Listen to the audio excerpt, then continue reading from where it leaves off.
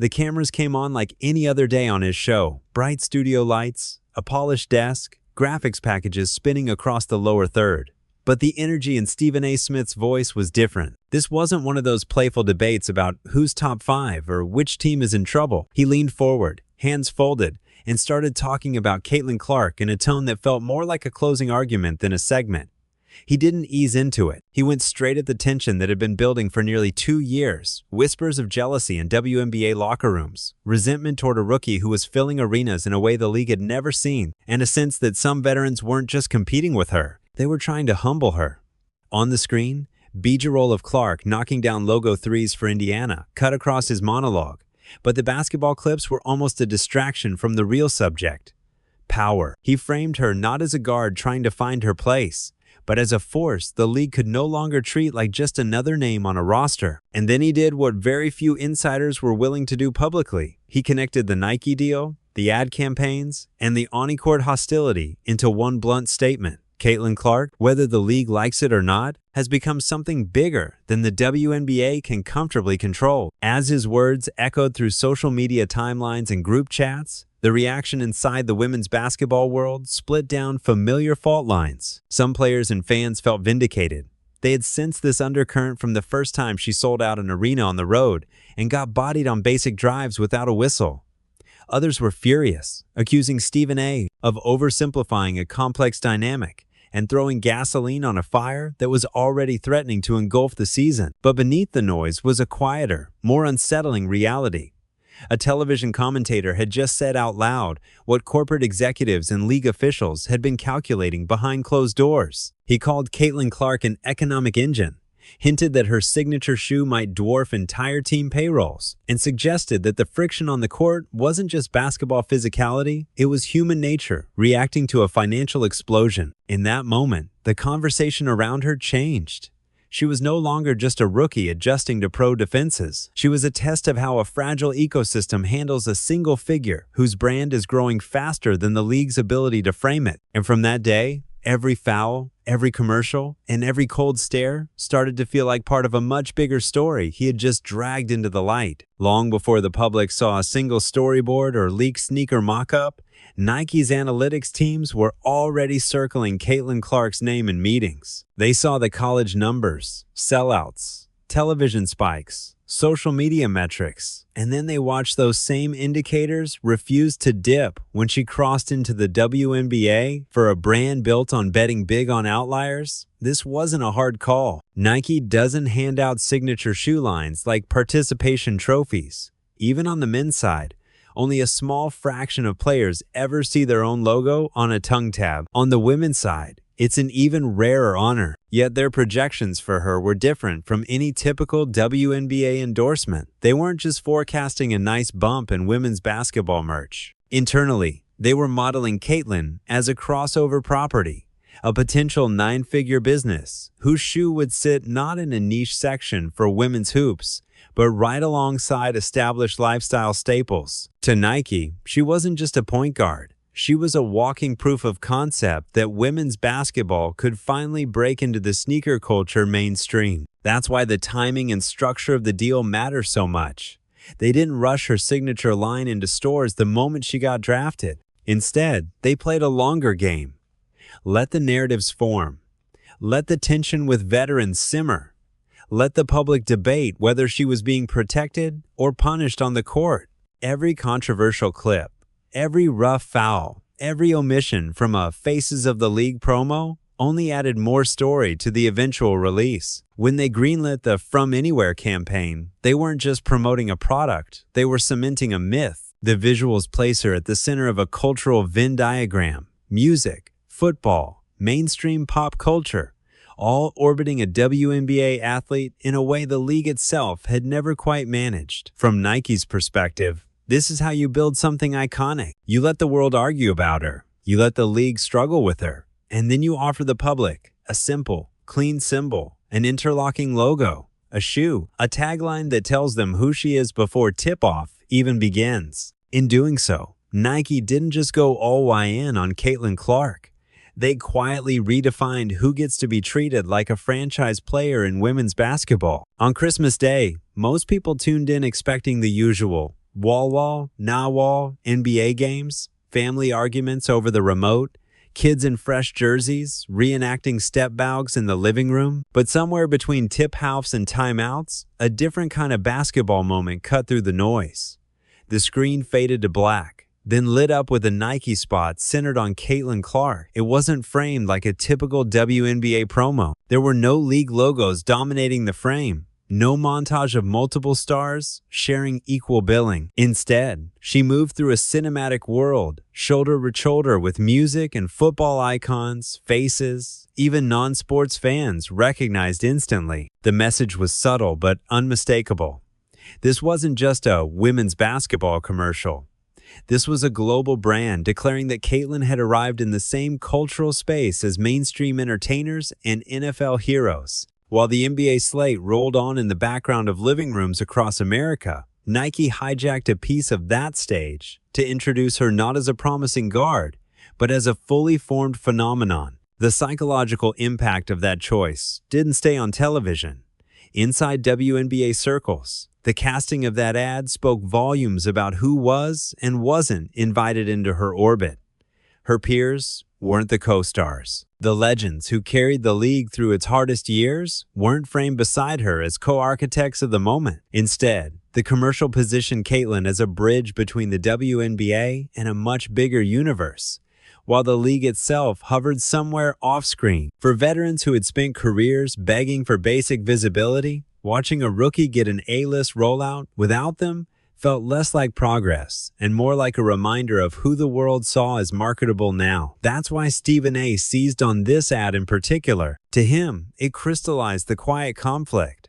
The WNBA trying to sell the idea of shared stardom, while Nike openly built a hierarchy around one face. In sports psychology terms, it was a status signal broadcast on one of the loudest days of the basketball year. And once you see that signal, it's hard to unsee it every time she checks into a game against players who never got anything close to that kind of stage. Strip away the highlight reels and the talk show drama, and what you're left with is a brutal spreadsheet. On one side, the average WNBA salary numbers that, while improving, still sit firmly in the realm of regular professional life. On the other, the projections attached to Caitlin Clark's Nike partnership and future signature shoe line figures that drift into 8C and potentially 9-figure territory over the life of the deal. Most players in the league are budgeting around 5 UH and low 6-figure contracts, hoping an overseas stint or a solid playoff run can pad their earnings.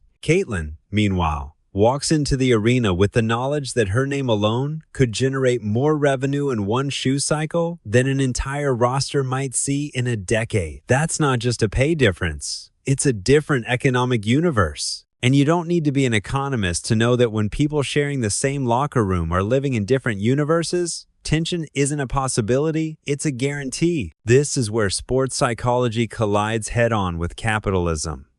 Teammates don't just see the gap in theory, they feel it in small, intimate ways. They notice whose jersey is in every store window, whose face is on every promotional graphic, who gets asked more questions at the podium. They know that if her shoe sells out in minutes, her royalty check could dwarf their entire season's income. Even if they like her personally, even if they understand she didn't choose the system, the brain quietly keeps score. Some players channel that discomfort into performance, pushing harder, trying to prove their worth just as much on the floor, even if the endorsement world disagrees. Others grow more guarded, more physical, more resistant to the idea that the rookie with the massive deal should also get deference in the offense or calls from the officials. Stephen A. points straight at that invisible scoreboard and calls it what it is: a radioactive core of jealousy and pressure that explains far more of the on-court hostility than any playbook ever could. For the veterans, this era lands with a different weight. They remember the early years, connecting through 3 airports on commercial flights, taping ankles in cramped locker rooms, playing back-to-backs in front of crowds that sometimes looked more like high school games than professional events. They grinded overseas in the off-season just to balance their finances. They did clinics, media spots, and community events for little more than a modest appearance fee and the vague hope that one day the world will catch up to us. Those players, many of them, all those stars, champions, faces of their franchises spent over a decade pushing the boulder uphill, only to watch it suddenly sprint downhill the moment a rookie from Iowa arrived with a camera crew and a sold-out tour already attached to her name. It isn't that Caitlyn didn't earn her hype. It's that the world chose this moment, her moment, to finally notice the league the veterans had been sacrificing for all along. That's the core of their dilemma. On one hand, they know she's good for business. Bigger TV deals, higher ticket demand, whispers of real salary jumps, and better conditions. Even talk of expansion. On the other hand, it's impossible not to feel a sting when someone who has never known the truly lean years becomes the face of everything they fought for. Imagine spending 10 seasons carrying a franchise, then seeing a rookie's jersey outsell your entire career's worth of merch in a week. Imagine watching sponsors who barely returned your emails suddenly flood the building because one player has shifted the algorithm. Some veterans embrace her, understanding that the rising tide has finally arrived, regardless of who's steering the boat. Others respond with a quieter edge, harder screens, cooler greetings, and a refusal to bend the pecking order they've lived under for years. Stephen A. taps into that tension when he talks about jealousy, but underneath that word is something even more human. The fear that you helped build the house only to realize your name isn't on the front of it. On the surface, it all looks like basketball. A hard hedge, a body check fighting through a screen, a shove on a drive that sends Caitlyn sprawling to the floor, the Chinity Carter hippo check, the extra bumps in transition, the suspiciously swallowed whistles. Each one can be written off as playoff-level Levy physicality, even in a regular season game. But when you string them together over weeks and months, patterns emerge that have very little to do with X's and O's. There are possessions where she sprints the lane, hand up, only to watch the ball swing away from her side again and again. There are stretches where teammates treat her like a decoy instead of the offensive engine she was built to be. Cameras catch the small things, the eye rolls after missed calls, the subtle smirks from defenders when she doesn't get to the line, the quiet exchanges after someone lays her out and jogs away like it was nothing. To casual fans, it's all just contact. To those inside the game, it's communication unspoken, undeniable. This is where the psychology becomes impossible to ignore. On a court, you can't sit down and have a nuanced debate about jealousy and power dynamics. You have 24 seconds, a live ball, and a history that plays out through actions, not words. So the language shifts. A late pass says, "You're not running this." A stiff arm on a box out says, "You're going to earn every inch." A conspicuous lack of help defense when she's getting trapped at half court says, "We're not here to make you look good." Stephen A. seizes on those clips not because they're isolated incidents, but because they feel like symptoms of something systemic, a league using physical play and social cues to push back against a narrative it didn't write. To him, every no call and every freeze out is a reminder that when economics and ego collide, the first place you'll see the fallout isn't in a press release. It's in how hard someone hits you when the ref isn't looking, and how often the ball never finds your hands when it matters. Every sports league has a symbol, a shield, a logo, a set of colors that's supposed to mean no one is bigger than this. The WNBA has built its identity on that idea for decades. A collective of elite women, a league of many faces, a shared story of growth. But as Caitlyn Clark's name started appearing not just on scorebugs, but in boardrooms, lady-night monologues, and cross-sport promos, that balance began to tilt. When major networks push her highlights to the front page on nights other teams don't even get a mention, when casual fans say, "I'm going to a Caitlyn Clark game," rather than a Fever game, it signals a shift in where the real gravitational pull lies. Stephen A. taps into this when he says she's bigger than the league, not as an insult to the WNBA, but as a warning that the public, and more importantly the money, are increasingly attaching themselves to a person before they attach themselves to the shield. From a psychological standpoint, this terrifies institutions. Systems are built to be durable. Players are supposed to be interchangeable, even the great ones. But anomalies like Caitlyn bend that rule. TV executives aren't shy about it. When rights negotiations come up, they're looking at viewership charts that spike when she plays and sag when she doesn't. Corporate sponsors quietly ask, how many of her games are we guaranteed in prime time? Not, how do we evenly promote all 12 teams? That leverage changes the internal dynamic. The league knows that if she walked away tomorrow, valuations and ratings would take a hit they can't easily replace. Yet, if they lean too hard into her, they risk alienating the very veterans who kept the league alive long enough for her to exist. Stephen A. frames this as a classic power struggle. A young star whose brand is outrunning the shield that's supposed to contain it, and a league that has to decide whether to embrace that reality or try, unsuccessfully, to slow it down. Beneath the talk about ratings and shoe deals sits a truth Stephen A. refuses to sidestep.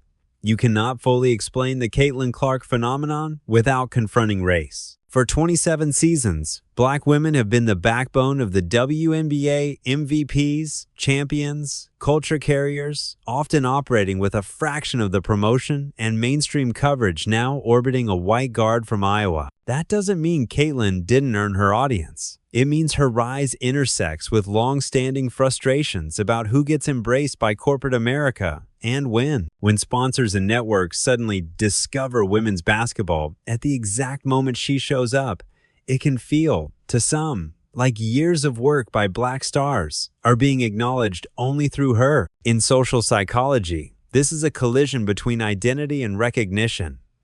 When a system appears to validate one kind of face more quickly than others, it can deepen old wounds, even as it opens new doors. Stephen A. walks a narrow line here. He acknowledges that resentment tied to race and visibility is real, whispered about in locker rooms, debated in group chats, felt in the silences after games more than in any press conference. Quote, at the same time, he keeps pointing back to the numbers, the packed arenas, the ratings bumps, the merchandise that sells out in hours. His argument isn't that race is irrelevant. It's that trying to punish Caitlyn for benefiting from a market that finally woke up won't fix the inequities that existed long before she arrived. Instead, he says, the league and its players face a harder question.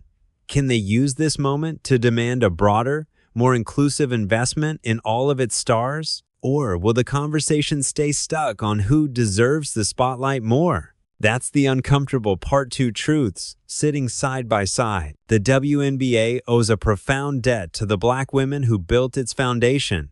And right now, its economic future may still hinge on how it navigates the rise of a white player who has become the league's most powerful magnet for attention. As the new season tips off, every routine moment around Caitlyn Clark feels charged with extra meaning. Walking down the tunnel, she's not just a second-year guard anymore. She's a moving billboard, a ratings guarantee, and the future face of a sneaker empire that hasn't even fully launched yet. The league office knows it. The referees know it. Her teammates and opponents definitely know it. Each game becomes a live-action stress test.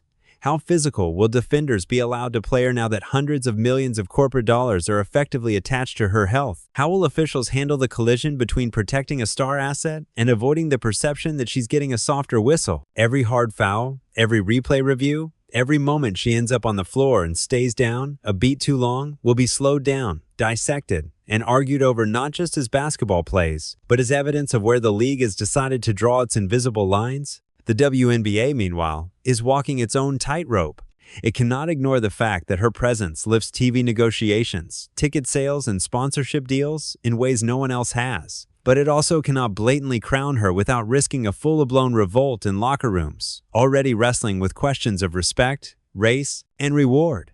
That's the real story Stephen A. has dragged into the light. This isn't just about whether Caitlyn Clark can handle traps and pressure defenses. It's about whether an entire ecosystem can handle an anomaly who's grown bigger than the structures built to contain her. In the end, her legacy won't be measured only in points or trophies, but in how much the sport bends or refuses to bend around her. What if this one season, with all its tension and contradictions, becomes the moment we finally learn whether women's basketball is ready to embrace a truly global star, even if that means rewriting its own hierarchy? If this dive into the money, psychology, and power behind Caitlyn's rise made you see the WNBA in a different way, Don't just scroll past it, drop your thoughts in the comments. Hit like so more fans find this story, and subscribe to the channel so you don't miss the next chapter of how this saga reshapes the league, one game at a time.